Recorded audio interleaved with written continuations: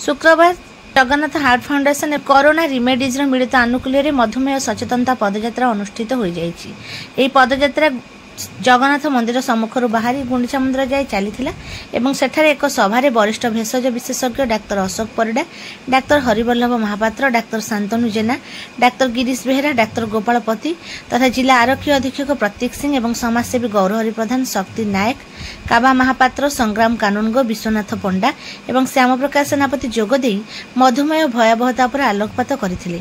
एही सभा कार्य को मानस नायक एवं कोरोना रिमेडीज गोविंद दास परिचालना करथिले। डॉक्टर हरिवल्लभ महापात्र, डॉक्टर शांतनु जेना, डॉक्टर गोपाल चंद्रपति, अनु भाई मध्य अनेक धन्यवाद, शक्ति भाई, श्याम भाई बहु विलंब कहते आस पहुँचले, काबायना आस पहुँचती, पंडायना को अशेष धन्यवाद, राजा भाई की धन्यवाद।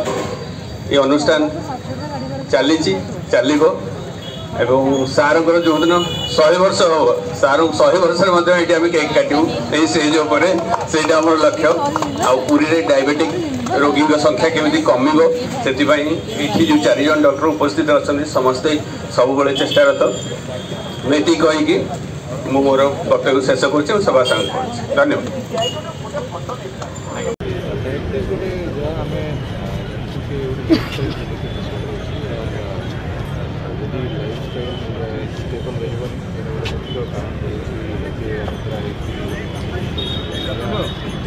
स्ट्रेस